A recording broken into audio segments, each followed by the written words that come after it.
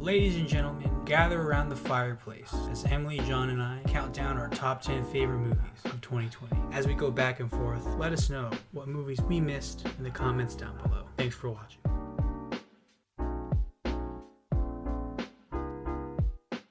Number 10 for me was Tenet. This is one of those movies where I compare it to one of the director's previous films, where I don't think it was as good.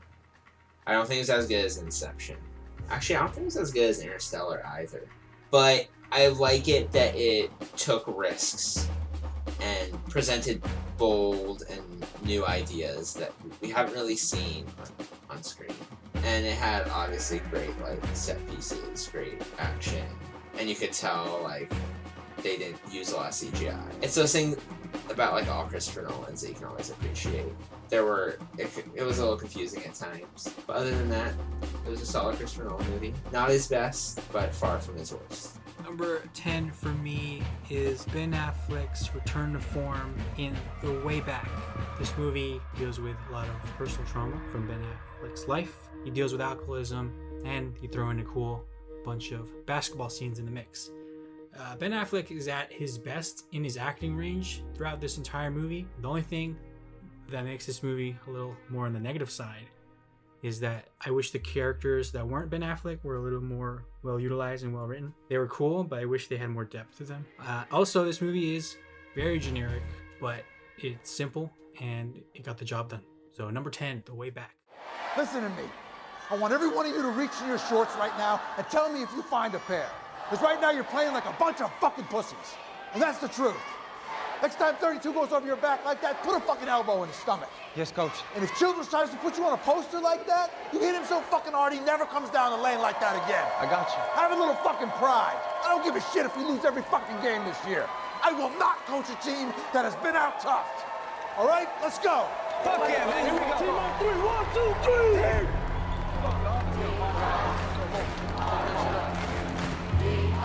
I was really surprised by this one. I feel like Netflix is very hit or miss with their original movies. This one was really good. It was a very disturbing true crime movie. All the acting was great. And then Robert Pattinson, delusions. He played a good creep. Overall, good true crime movie. Ladies and gentlemen, my number 9 is also The Devil All the Time. This cast is insane. You got, Peter Parker. You got the Winter Soldier, you got Batman, you got Pennywise. To top it all off, the editing in this movie is insane. It is so grimy in the way that it really makes you cringe. The movie has so many character plot points, stitches together itself in the end. I loved that movie. I think well thought out and well executed. That's what makes it really good, but it is a very disturbing movie. So if you have 2 hours of uncomfortableness that you are willing to give, I highly recommend it. Right? Yeah, I thought the acting was top notch. Just it all worked itself out in the end with a very clear start to finish. It felt like a book, and it made sense because it was just one of those movies that were like, yeah, that's how you adapt a book. I do ask though that Sebastian Stan please stop playing assholes.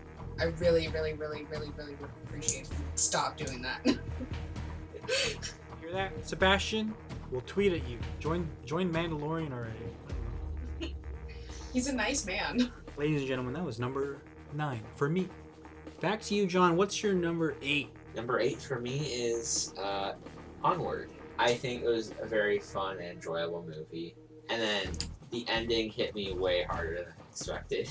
I think if you have that relationship with, it can be either your brother or your father. Yeah, even like a cousin.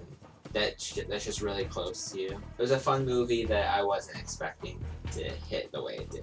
And it is by far probably, I think, besides Incredibles, the Pixar movie with the most action. It felt like a Dungeons and Dragons game. It felt like you were on the... Yeah, that was my favorite aspect of it, of the story structure. Yeah, for sure. And the B plot of this movie was actually really fun to watch too, with the mom. Oh yeah, with the mom and that one lady. Number 8, Portrait of a Lady on Fire. On the whole list, the most visually pleasing movie on there. And the chemistry between the two ladies is incredible. This movie is great, and it really leaves you thinking and wanting more in the end. But that's what it wanted. There's nothing else to be said. Portrait of a Lady on Fire. Number 8. Ça fait des années que je rêve de faire ça.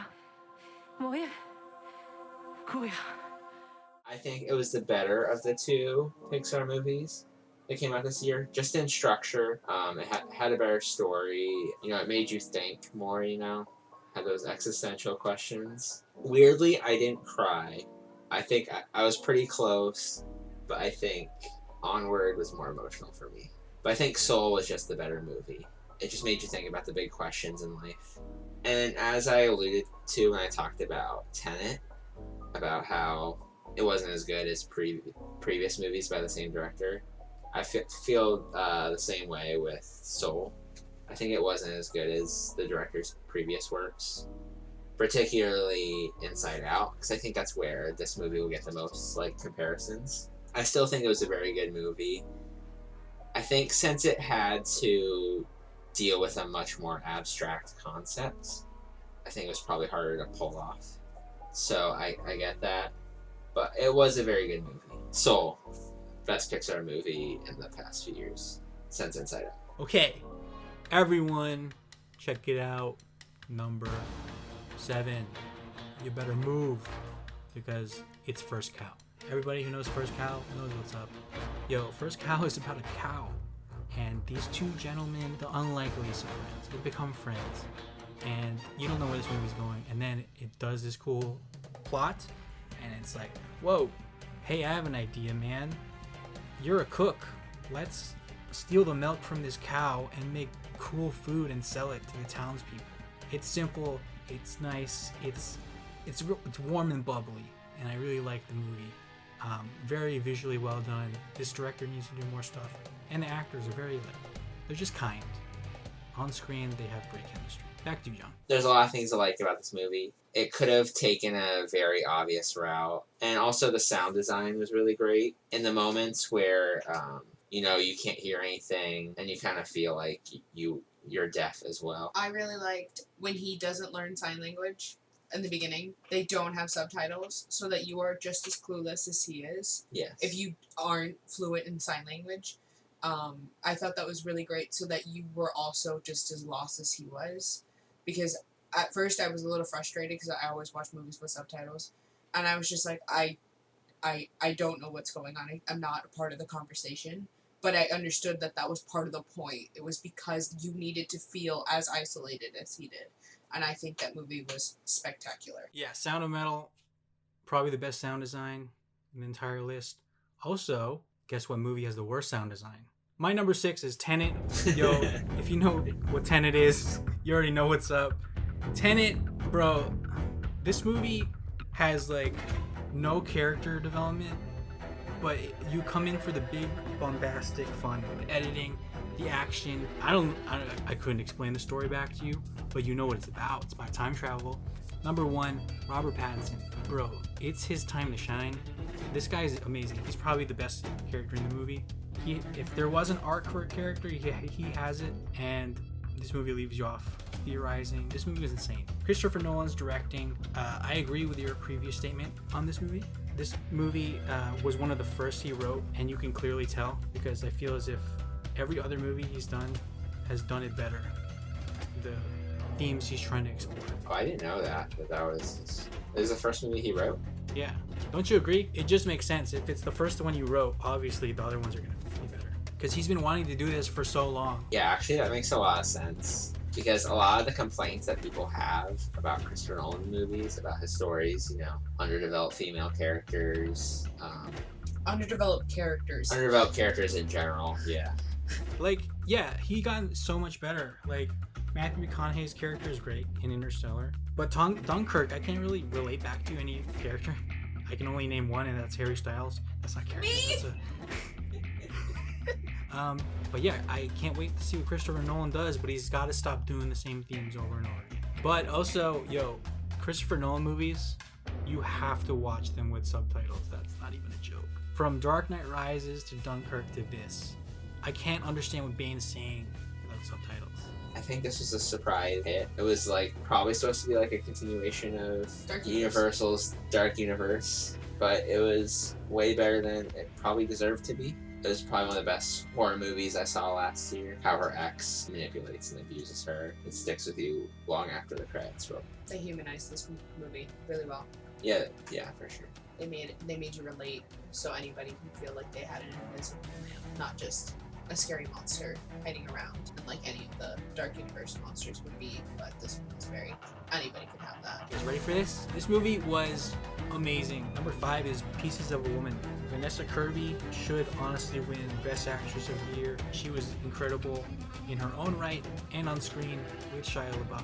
But Vanessa Kirby herself had a very solid through line. Like literally every human emotion towards a person you could have towards this character. You could hate her, you could envy her, you could feel sorry for her, you could feel proud for her. And there's a scene in particular where you really feel proud of her. It's the best scene of the year. And the journey she takes after that traumatic event made you really feel for her. It's like a fly in the wall situation.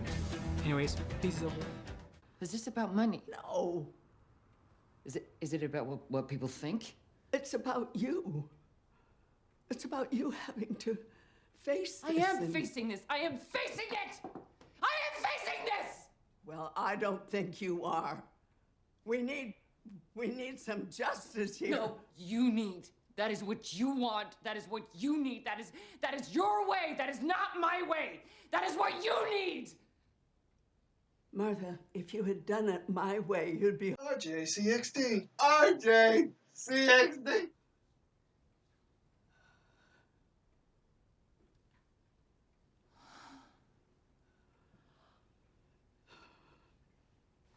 You know what? You're ashamed. You're so ashamed of me. You're ashamed because I failed. Oh, what a disgrace. Oh, what a disgrace.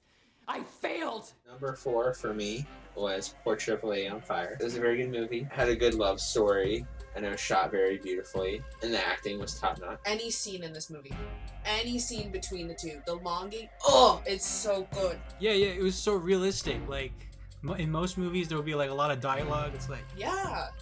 Like there's so many quiet moments between the two, but you know what they want. You know what is being said without being said. And just the story is beautiful. The ending makes me want to cry.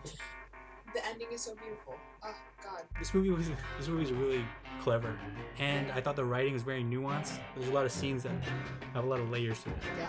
There's so much to pull back from this movie that I think you guys put it much lower than I would. Portrait of a Lady on Fire. Everyone should watch this movie. It should be on everybody's top 10.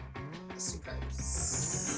My dick. All I gotta say. But anyways, that's John's number 4. This movie's called Another Round, and I loved it. And I'm gonna spoil it right here, right now. It's John's number 3. Yeah, might as well. But yeah, definitely my favorite foreign film of the year. It deserves the spot on my list, if anything, just for Mads Mikkelsen dancing at the end. Yeah, when we talk about him dancing, It was great.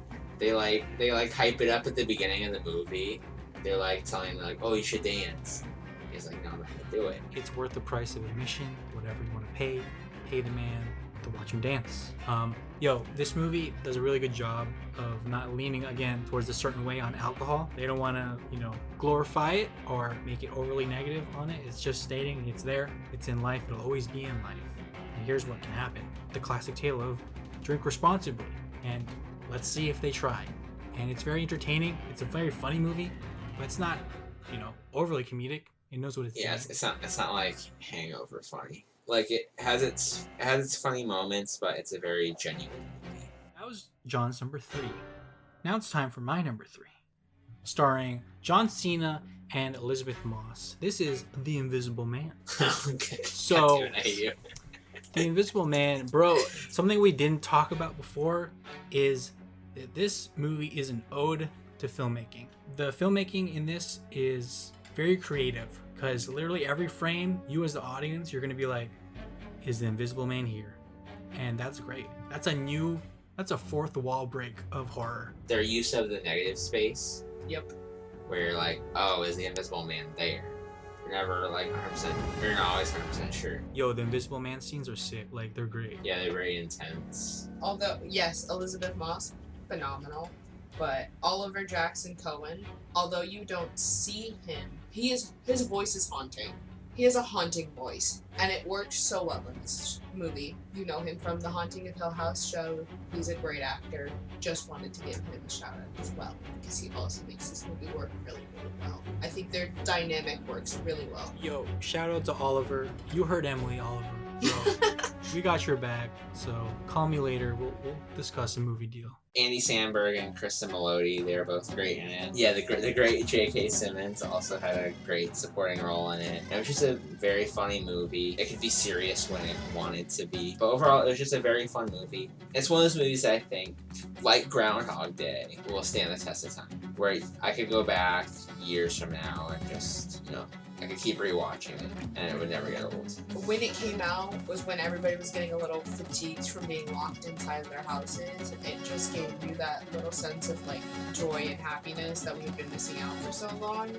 Because they were also reliving the same day like we were, essentially, even though our days are obviously continuing, but essentially we're all living the same.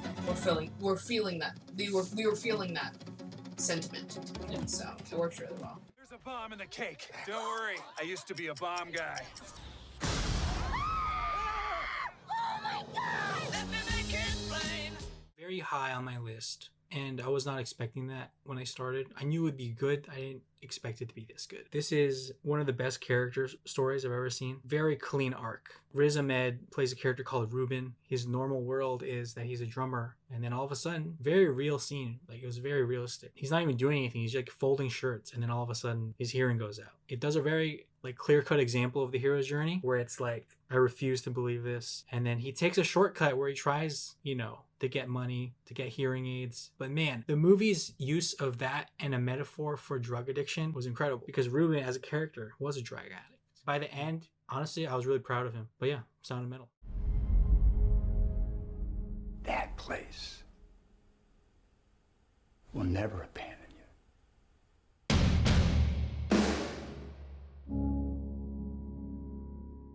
So number one for me was another Netflix film, Trial of the Chicago 7. Aaron Sorkin can do no wrong, at least as far as his dialogue goes. Like, the dialogue in this film, like anything else he's done, is just very like snappy and like quick-witted. It's his second directorial effort behind Molly's Game, which Molly's Game I was kind of lukewarm on. Like, the dialogue was very good in it, but like I think the story I just got a little bored with it at points. But this, while it takes place during the 70s after riots about the Vietnam War, it still remains relevant to what's going on in the world today. I think it just will stand the test of time, especially Sacha Baron Cohen. He technically played a comedian. There were more dramatic moments from him that I was surprised by. I think he definitely deserves an Oscar nomination, along with Eddie Redmayne. Is this movie essentially a quasi-sequel to A Few Good Men? It's in the courtroom again, and it's with Aaron Sorkin? No. Courtroom, like, dramas. It's what he's comfortable with. It's what he knows. He really likes political, very, like, drama-heavy content. He's just very good at writing that. But this movie is much more than that. It's a true thing. You can actually listen to the actual transcripts of the actual trials. They have audiobooks of it. John didn't mention this actor. It's Mark Rylance, who plays William Kunstler. That man, phenomenal. Oh, yeah, he was great. The lawyer. So good. Literally every single person who is on screen at any point, they gave their A game. And it's just so good because it's real. This is what happened. And what's crazy is that he wrote this script in 2006. Yeah, this script was written forever ago. Steven Spielberg was like, hey, write this movie. I think you should do it. And he was like, okay, for sure. And then they did, and then they wanted to make it, and they wanted to do it before the 2008 election, but they couldn't. And then they pushed it to the next election, and they couldn't. And then they pushed it to the next one, and then finally they released it before this one. So it's still relevant. So it wasn't even like you tried to make it relevant, it just happened to be relevant. So that's why it's like also like very poignant to what our society is right now, especially what's going on, what happened in that past summer here. What you can see that, like, we've never in theory had a political trial before, but that's 100% a political trial, and things that like not a lot of people knew about that. Like, I didn't know that this even happened. You'll just be fascinated by this point in history and just how it relates to today. The movie will also frustrate you, Mm-hmm. but like in a good way, like it's meant to. Like you're like, how could this have actually happened? His writing is so good in this one, and then the act, like everybody just elevated what he wrote even more. Like I love Aaron Sorkin. Like I think he does great stuff. The stuff that's said in the actual like court is like almost verbatim. Not even like almost. I think it is verbatim for what they said in the actual courtroom. They kept it word for word. We watched a video of a lawyer dissecting the movie, and they're like, no, it's like pretty much entirely accurate. Yeah, so in conclusion, a very engrossing movie will leave you frustrated, but for all the right reasons, and I think it'll stay relevant for years to come. Definitely my top movie of the year. My number one is a movie I didn't expect to be at the top, but it just made sense to me. It summarized the entire 2020 year for me, and that was Soul. We already talked about Soul, but I think Pete Docter is at his A game here. It's going to be compared a lot to Inside Out, and I think that both of those movies are incredible in their own right, but they go in different directions. Soul was everything I wanted and more, and it gave answers to things that a lot of people were questioning in their own life, and I just thought it was a movie everyone really needed in 2020, so it had that other layer to it, and the characters were sick. The whole movie is basically saying to Joe, the main character, his motivation is this one thing: I have to be the best jazz player, and when I pass, I play in the best show on earth. But then, like, through a series of events, he's like, there's more to life than this. It's a question of like what goals mean and what happens when you achieve those goals, and then it just says so much about like hobbies and what your meaning on life is. And overall, I just thought it was crazy good. You guys already heard my thoughts on that. Check out my review. That's Soul, number one. John, that was our list. Emily, we did it. There were a plethora of other movies that we wanted to see, but we just couldn't. Like Nomadland and Minari. Mank, I guess. A lot of those movies didn't grab us the way these did. Or we just didn't have the means to watch it yet. Exactly. Looking at you, Nomadland. Worth $20 to see Promising Young Woman. Yeah, screw that. I'd rather watch New Mutants. So, everybody, thanks for watching. This has been Christian, John, and Emily signing out. Subscribe. Hit that notification bell. Emily, take it away. Emily's gonna sing you a song to close out the video. No. I don't know. You're gonna get copyright infringement. I don't know. Christian, I think I'm thinking of ending things though. What? Yeah. How could you? Now I gotta go all the way back to my room and cry. You have no soul. Suck my tent. End the video. Bye.